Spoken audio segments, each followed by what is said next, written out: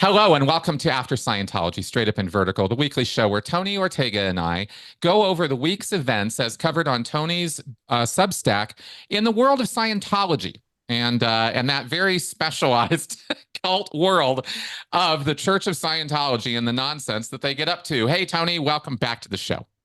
Thank you, Chris. Great to be here. Yeah, kicking off 2024, and we're hitting the ground running. There were a few interesting stories this week to comment on, and I thought we might start with well, the saddest news, of course, and truly, I mean, I really am kind of busted up about this. Andreas, and I'm so sorry if I mispronounce names because I see them in writing, but I don't hear them that often.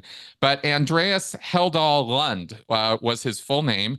He please go ahead and describe or tell the story of what happened this week with this.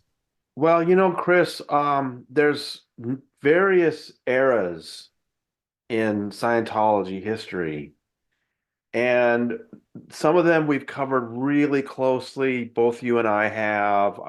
We tend to look a lot towards those early 50s years when Hubbard was coming up with all this stuff to kind of figure out that kind of thing. The Snow White era in the 70s is something that we pay a lot of attention to. And of course, more recent years with David Miscavige and Tom Cruise and all that. One era that I first I encountered when I first got into all this, but that I've never really dug into as much as I'd like to, is 1995. That was the first year I wrote anything about Scientology as a young journalist. That year was so amazing because the internet was still pretty new to most people, and former Scientologists were starting to share stuff online at places like Alt Religion Scientology, which was the Usenet. It wasn't a website, it was the Usenet. And it was text. And you would put up these, excerpts from Scientology stuff, and Scientology thought they could contain it. And they had these attorneys that were raining hell on people. They actually convinced some federal marshals to raid people's homes because they'd put some materials about Scientology online. So that was all going on in 1995. It's an amazing era. One of these days, I want to go back and talk to people that were involved in that. But what came out of all that was the next year, in 1996, with all these problems in the United States, with people being raided, sued, stuff being put up temporarily and taken down. This guy in Norway named Andreas Heldal Lund, who's kind of a computer geek, created a website where he just wanted all of this stuff about Scientology, court papers, newspaper articles, materials from Scientology itself, just to have a place where people could look at it themselves. He was always about, that sunshine disinfects, like let's just see what the stuff is and then make up your own mind. Right. And he just came under huge pressure. Church Scientology was going crazy trying to get his website taken down. But Norway had better laws for free speech at that time than the United States. And so they just couldn't get it down. And it went through some early, I remember a couple of years ago, I looked into it a little more and went through some early changes. It didn't initially have the URL xenu.net, but he did get that, and that's a wonderful URL, easy for people to remember. And of course, even the URL xenu.net was a big challenge to the Church of Scientology. Called it a Operation Clambake, which was an inside joke about some things Hubbard had written about human evolution. And it just became a legend. So many people, I think, have met each other through that website or really dug into learning about the Church of Scientology. And then I got to write this wonderful story a few years later in 2000, the year 2000. Tori Chrisman, who had been a 30-year member of the Church of Scientology, was spamming ARS uh, just to mess with the critics. She was kind of a volunteer for OSA. She was helping out the Church of Scientology. She'd be the kind of person that would go out to a picket and try to get the critics to talk to her, just to handle them and get them out. She's a wonderful personality, Yeah. Oh yeah. Tori's and awesome. she was, spamming this board, making it, just day and night. and people assumed it had to be a team. She wasn't using her real name. Right. And at one point, Andreas reached out to her and said, "Look, if you would just copy and paste correctly and use the formatting correctly, we could all understand what you're saying a little better." And it just shocked her because Andreas, that's the guy that runs that horrible website that's the worst thing in the world. She really thought of him as the devil. Scientology's devil was Andreas Haldal Lund, his website, Xenu.net. So the fact that he reached out to her and was kind just totally threw her for a loop and helped her leave, which I think is such a great lesson. In that, 23 years later, it's the same lesson that this is really what can help is if you can just be kind and help people, show them there are some things about Scientology that don't make sense. So anyway, I was very fortunate. I got to write that story for a newspaper that no longer exists, and that's how I got to know Andreas. Then a couple years ago, he had kind of gotten away from the Scientology stuff. He did a lot of other things. He let me know that he had been diagnosed with terminal cancer. And look, this is a humanist. He doesn't think there's a heaven he's going to go to or anything like that. He just accepted the fact that this is it. And he told me he'd lived a great life and he didn't regret anything. And he spent the last year and a half going through some really difficult medical situations because of that. But he showed up to pick up awards at things in Norway. I mean, just he lived his life to the fullest. Yeah. So it wasn't a surprise to learn last week that he had passed away, but it still hit some of us very hard Yeah. because he was just such a kind man, such an understanding person, and he had made such a huge impact on the history of Scientology. So that's what we're dealing with this week. I recorded a podcast with Tori and we talked about it. She filled in even more details about it. We cried a little. It was great. I'm really going to miss Andreas, but I'm so glad I got to meet him a couple different times. Awesome. Yeah, I really wish I had known more about who he was when I did have a chance, when I did run into him.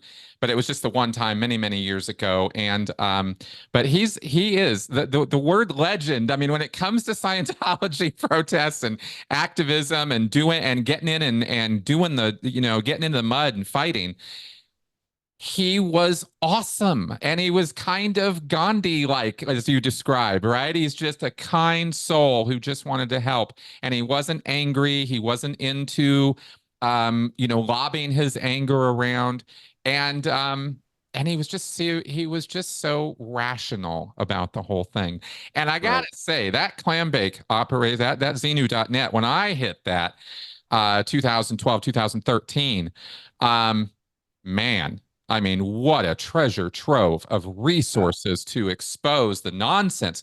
Hubbard's war records, the college records, like all of it was there. So I'm on, ex-Scientology message board, and they keep linking to Xenu.net, right? And all these articles and all this information there. And it was and is a treasure trove of raw data to deconstruct it. I mean, just a few weeks ago, I was searching for some stuff and found some court records on Xenu.net that I didn't know were there. Yep. I mean, it's endless, that website. There's so Oh, much good stuff. And I found a deposition I'd never seen before. So, yeah. yes, it hasn't been updated in a while. He stopped putting stuff on the front page, but there's still so much there. And I believe it's going to continue on. But yeah, I think we all owe him a debt of gratitude. And like I said, he was just such a kind guy. Yeah, absolutely. We really did lose a good one here with this, and he took it in stride. Humanist is the only label I actually claim too, that I really proudly own, right? Because I think it represents a lot of good things, and he kind of epitomized a lot of that in his Scientology activism. So Right, right. so he will be missed. Yeah. All right. Now, in terms of other events from this week, there's a big one here, and this is the coming up opening of the Paris Ideal Org. It looks like Miscavige is on a bit of a roll to make 2024. I'm hearing Chicago, I'm hearing some rumblings about Austin, maybe, but definitely Paris. What's the deal here? Yeah, so back at the beginning of last year, he had said he was going to open three or four in the first quarter and nothing happened. So I think it's the same four all this time. He's been waiting for the right moment, apparently. And they are Paris, which he announced at the IAS meeting in November. And then the other three that he talked about on New Year's Eve were Austin, Texas, Chicago, Illinois, and a second Mexico City ideal org called Del Valle. Oh, So, or Del Valle.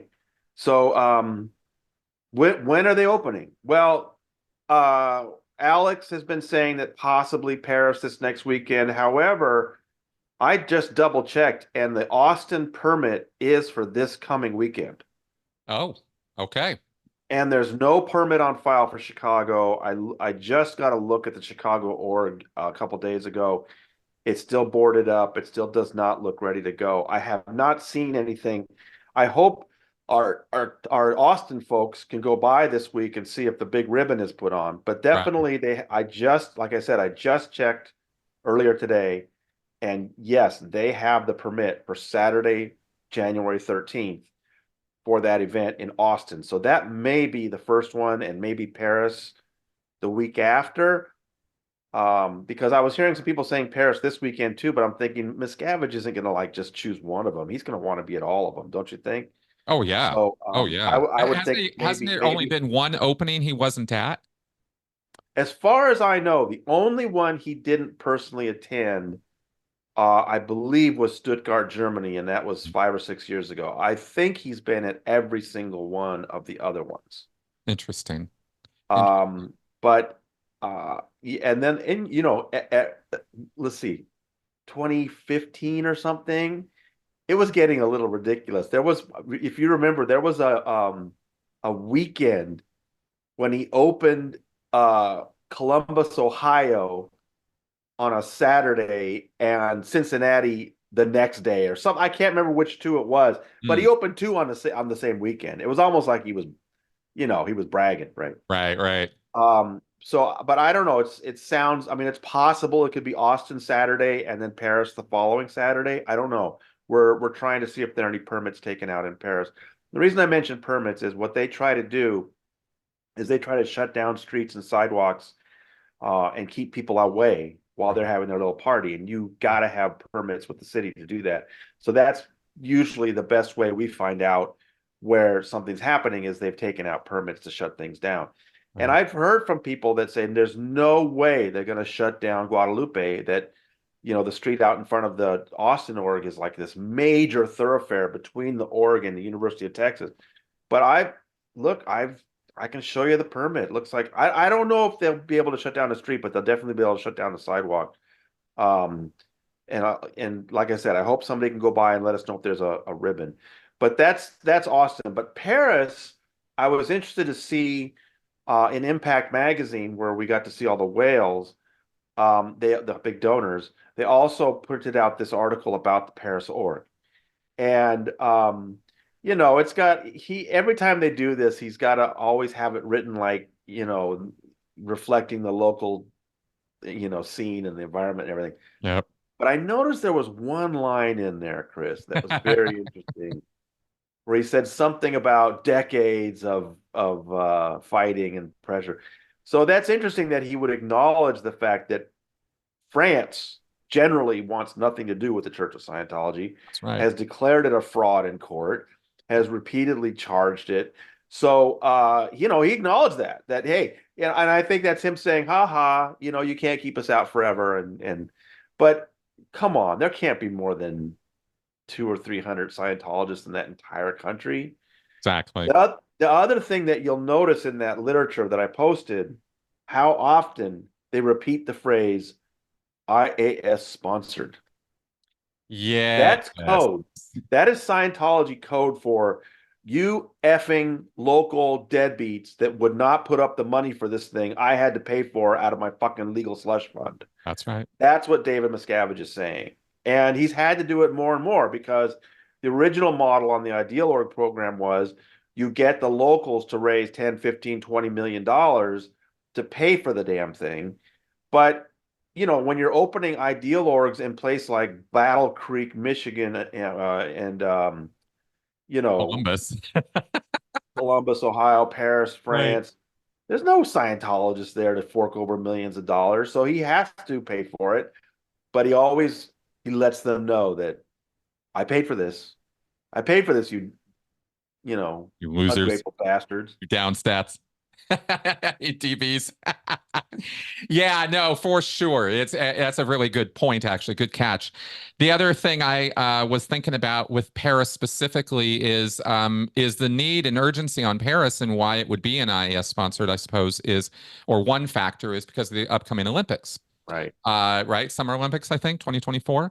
They And make a point. They show you a photograph of their ideal org in the foreground and the Stade de France in the background, right, which is where the closing ceremonies will be. right. That's right. But We talked about that. in other way, and that, hey, that's a little bit of a coup for them that they're going to be in the proximity of the Olympics. However, if you look at it, take another look at that picture, what do you see? Big freeway going right next to it.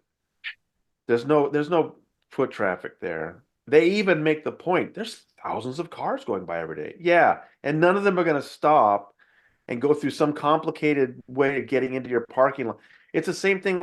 That's what I've really noticed about these ideal orgs is initially the idea was get this historic building in the middle of everything. Yep. So you have this massive foot traffic and some of the people come in. But increasingly, I think maybe for security concerns, they're picking buildings that are in out of the way places that people are never going to wander into. I mean, like the Silicon Valley org, my God, it's hidden behind a freeway. You can't even just getting in there is like almost impossible. So that seems to be, but they're boasting about it. 200,000 cars go by every day. Yeah, and none of them are going to stop for you. Exactly. But the numbers sound so impressive. And as we know, it's all about numbers. And really, and is the point you're making, sort of non sequitur numbers, even numbers that really don't have anything to do with what you're trying to talk about. And you're absolutely right. The initial selling point of the Ideal Org program, and this was a huge part of the selling point of the pitch to all the Scientologists and the staff, was the Division 6 public divisions were going to be a third of the size of the building. They were gonna staff it up with a third of the staff of the org, because usually the front lines classically had 2 or 3 people. And all the attention was really put more into the auditing areas and the training areas. So this was a change, and they were going to be welcoming so much public inflow, right? They're going to have lecture rooms and workshop rooms and testing line, and everything was going to be open, as well as the audiovisual lines. Well, that's not how this has even rolled out. But even where it did, it still wasn't successful. It's a bad idea. It's a bad model for what they're doing. But they haven't even followed it. It's been getting buildings that are available, I guess, that are historical in some sense, and they can get hold of them and secure them. This is comparable to the Twin Cities, Minnesota building that I'm so familiar with, because the Paris org is 93,000 square feet. That's that's huge, right? The Minnesota building is, I think, 80,000 square feet. It used to be a children's science museum. It's this gigantic space. And they're swimming in it. It's a fishbowl, and there's there's these ground to roof windows you can see in, right? And you can see the place is just completely empty. And I don't know that Paris is going to be so different. You made the point that France has been anti-cult for a very long time, anti-Scientology, and that is not an understatement, because they hate what they call sects. They don't call them cults; they call them sects over there, sects, and they have had organized government prosecution and NGO activity in France for decades now, pushing back hard against any kind of sect activity in their country. They really have a very almost German view of it, right? And we know about Germany's history with Scientology. They don't mess around. So I don't think there's going to be a great big success. This is not going to be a big win for Scientology. Well, With the Olympics. what they always do is Rod Keller once really spelled this out very well for us at the bunker, that for the first year they will make a big show. They'll have a large staff.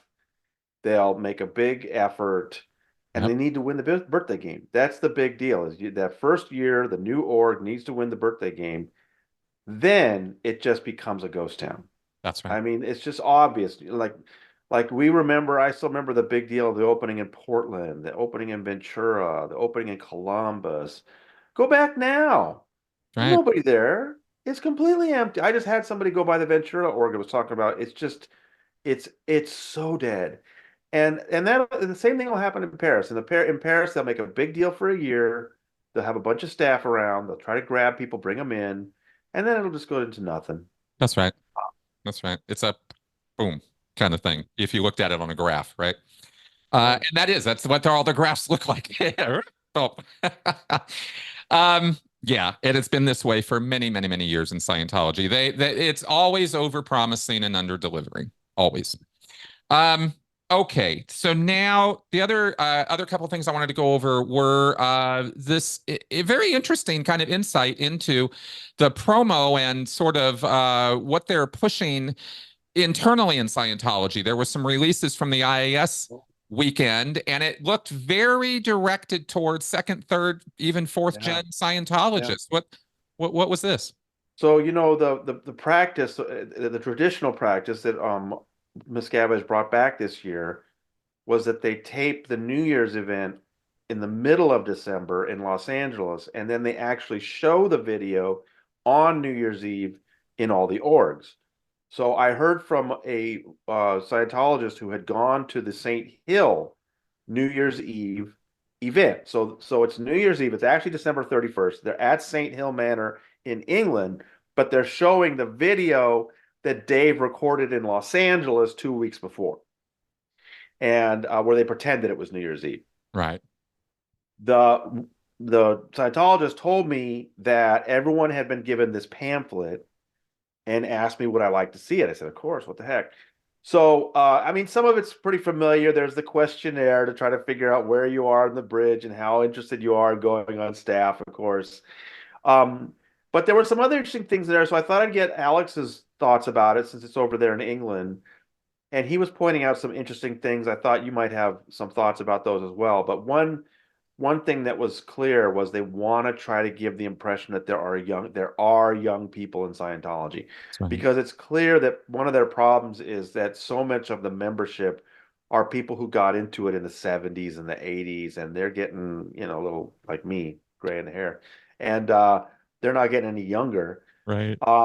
And so they want to show that there are young people, and they were all showing certificates from the beginning levels of the bridge, like student hat, purification rundown, survival rundown. So I asked Alex about that, and he was saying he's pretty sure those are all children of Scientologists, and that there's just a lot of pressure on the kids of Scientologists to get on the bridge because they're just having a real hard time recruiting anybody new. That's right. So that's what that was about, and there were some other interesting things in that pamphlet that he had some observations about. What did you think about what he had to say? I thought he nailed it. I thought he was spot on, and I think they are very introverted. And you and Alex did a podcast last week, I think, where you all talked about the sort of the current scene, right? And I mean, Alex and I had a conversation that'll come up next weekend on my podcast about the same thing, right? About the marketing and how they are trying to get Scientology out there. And it doesn't really look like there is much effort in the direction of raw public in, unless you're in a place like. See, London seems to be a little bit of an outlier these days. It's the young staff. They're very gung ho. They're very energetic. And they're very much making themselves known out there, the YouTube channel and the various things they do. Hell, I expect to see them on TikTok next week. I mean, they're just out there. And that's what young people are doing these days. And that makes sense. But Scientology is not generally full of young people. It's actually a pretty older demographic as a body, as an institution. So this is kind of an energetic initiative on the part of pockets of young Scientologists, perhaps around the world. Really, we only see it out of London. We don't see anything like this out of LA org, out of New York, out of Australian orgs, out of Canadian orgs. It's really just kind of London. So I think that's why I call it an outlier. And I think that Yeah. Scientology somebody in Scientology sees this going on and goes, "Oh, maybe we should, you know, maybe we should get jump on this, right, and talk about this a little bit, and promote to these second, third, fourth gens, and get the kids of the Scientologists, because that's the only place they're getting new Sea Org members from, and probably for the most part, org staff, Right. you know." Yeah. So it's all predictable in terms of the decline of Scientology. You know, we're sitting here looking at this 1 minute of it, but in the bigger hour, year-long look of it, you see an introverting organization that is eating its own, right? Right. Cannibalizing itself, you Right. could say. Right. I think you're right. Yeah, I think that's what this really represents. Okay, and then finally, and this was really, whoa, what's going on here? Legal update. Leah's lawsuit against the Church of Scientology. It's a very serious lawsuit. We've talked about it in some detail here, and it looks like the judge is a little upset. What's this about? Yeah, so Leah Remini filed her lawsuit against Scientology on August 2nd. Yep. And basically, she's alleging that for years now, Scientology has harassed her, tried to intimidate the people the networks she works for, in order to really shut her down. And she's saying it has had an effect. And so she's suing them for harming her. Hmm. Really interesting lawsuit. And since she filed that, both sides have entered a lot of additional filings. Scientology's attack was to come back and ask for a big motion to strike to knock out a lot of her lawsuit. And their basic approach, they weren't denying that they're contacting the networks, the executives, and targeting them and sending letters and all that. So no, we can do that. That's First Amendment. Yep. But that they're claiming that she started it. She came out of Scientology in 2013, started attacking them. And they also say that all these terrible things they call her, like a bigot and a racist and a rape apologist, they say those are opinions. We can call her those all things all we want. So, Yep. another organization might say, does a church organization really want to be seen acting like that? Scientology never worries about that. They never worry about how they look. So, so that's their attack, and that was scheduled for January 9th, next week. And I've said numerous times this is going to be big because it'll be our first chance to see the judge take on this basic idea about the lawsuits about Leah being harmed, or the lawsuit is basically a free speech fight between two sort of equal enemies. Right. And so I was really interested to see how that's going. Well, in the meantime, Leah's side, for example, wanted to show an example of how Scientology is trying, whenever it possibly can, to blame Leah for everything. And so they inserted in the court record a court transcript in an unrelated criminal case where Scientology attorney Kendrick Moxon appeared to be doing some witness tampering and Yep. trying to convince a guy facing some criminal charges to say, hey, I was motivated by Leah Remini. And the court transcript gives the impression that this was just out of whole cloth and Moxon's just trying to, do something really bad. So Scientology then, and Leah's side had just inserted that as just sort of like, listen, this is the kind of thing they're capable of. Mm-hmm. So then Scientology has Moxon file a declaration saying, no, that's not what happened. The court record's misleading. The attorney before that one had definitely told me that the defendant had cited Leah as one of his motivations, blah, blah, blah. Meanwhile, another example that Leah gave was that they've blamed her for this Taiwan death, this Taiwanese security guard at the Advanced Oregon, which is in the suburbs outside of Sydney. His neck was slashed by this 16-year-old boy whose mother had basically dragged him there to take Scientology courses. And from the beginning, this happened early in 2019. From then, Scientology has said this is all Leah Remini's fault. She has blood on her hands. Yep. Well, Leah's legal team managed to get some new Australian court records that I don't think anybody had seen, showing the judges talking about what really happened in that case. And the reason why it's so hard to get any information is that because it's a 16-year-old boy, and in Australia, they're a little tighter about the court information than in the United States. Yep.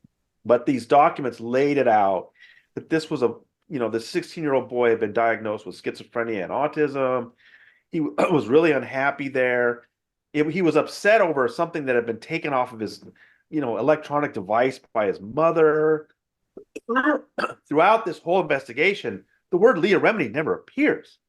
So Yep. Leah put that in the court record saying, again, here's an example of how Scientology is trying to harm me with lies. Yep. Well, then Scientology can't let that sit without a response. So they file a declaration from a Taiwanese woman who said she was there, said she talked to the 16-year-old boy. He was upset about things he had read about Scientology on the internet.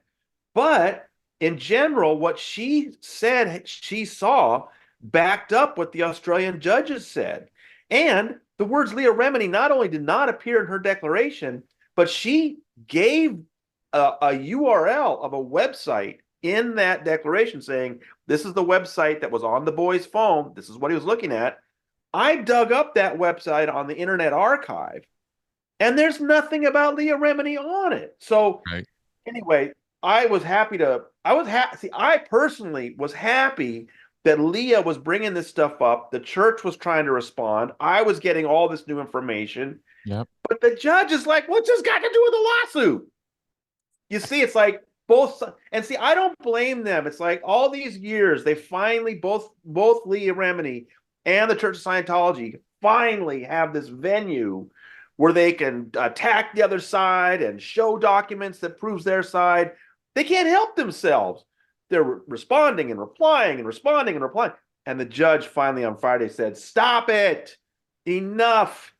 I have so much to read now, he said. I'm moving this hearing back a week. Yep. Stop papering my courtroom. So, I mean, he literally said enough is enough, which when you see a judge say that in an order, I thought that was hilarious. So I put that in my story. But yeah, I don't blame either Scientology or Leah Remini for this. I think they've probably been waiting for this opportunity for so long to like prove the other side is wrong, Yep. and when one side puts up something, the other side can't help it. They want to respond. But even though, the whole Moxon thing, the Taiwan thing, none of that has anything to do with what she's actually suing over, which is that the approaches they've made to her executives, the way they tried to harm her podcast, that's really the material of the lawsuit. So we have to wait another week, but I still feel that this hearing is really interesting because it's going to be our first early look at how the judge views this case. Right. Because, Chris, I think this could be really damaging for Scientology, this case, unless he sees it their way and says, yeah, you're both public people. David Miscavige and Leah Remini are both public people, and you don't like each other, and you call each other names. That's the freedom of the internet. So I don't know if he's going to see it that way or not, but we have to wait another week, unfortunately. Understood. Understood. And so this really doesn't give us yet an insight into the judge's position on these arguments at all. He's really just saying, look, enough. I've got plenty to review here. Stop giving me any more filings is basically the message at this point. No, he was saying that, there's a lot of important issues here. Yeah. But you're filing all this other stuff, some of which he says may not even be legal. They may not even follow the law when they're filing this stuff. So stop it. Right. And Scientology that day had gotten in one last, swing. So that, but on the other hand, the other thing that I take away that I'm optimistic about is he did indicate that he's really reading this stuff and really studying it. He just needs a little more time and leave him alone so he can figure it out. I think that's a good sign. He seems to care about the issues of this lawsuit, and so it'll be interesting to see what he says. Absolutely. As I understand it, judges are mandated to cover all the material that is submitted. I believe that's part of the function. They can't just arbitrarily go, well, I'm not going to read this because it just doesn't look interesting or repetitive or something. They've got to go through it all. that's their job. So yeah, he's got a formidable task ahead of him. But wow, there's just so much here. So it will be interesting to see how this goes. I think you're absolutely right. And as I've said before, at least from the discussions I've had with lawyers who know about this stuff, the more detail, the better. The more specific information you can give to a judge or a court, citing exact, dare I say it, time, place, form, and event, right? Scientology speak there. But the specifics, the details, they matter. If you file overgeneralized things without any specific proof or evidence or citing, then the court can't do anything with that, right? Scientology is a terrorist organization. Well, fine, but show me that. Don't just say that. And that's been a problem in past lawsuits. So we're not having that problem here. It's the other side, right? It's the other direction, and we'll see how this works out. So I guess we have a week or two to find out about that. And those were basically the mainline events from this last week. I did want to give a positive shout out to Tammy Sinovic and her article on your blog this week, because I've known Tammy for years, all the way back to my Santa Barbara days, actually, and her deceased husband was a friend of mine who was a staff member there, and she had a great article this week. I'll just give her a little shout out on this, on talking to she ran into a Scientologist. It was a great story. So putting all that out there, folks out there, subscribe to Tony's Substack. The address is right there on the screen this week. And Tony, did you have anything else you wanted to say about what's coming up this week, or future stuff? Oh, I've got a couple of real cool things, but I'm not going to say anything yet. Okay. All right, cool. ... To be continued. All right, folks. Thank you very much for coming around and watching us gabber on and maturate about all this. Very much appreciate your support and your viewership, and we will see you guys next week. Bye-bye.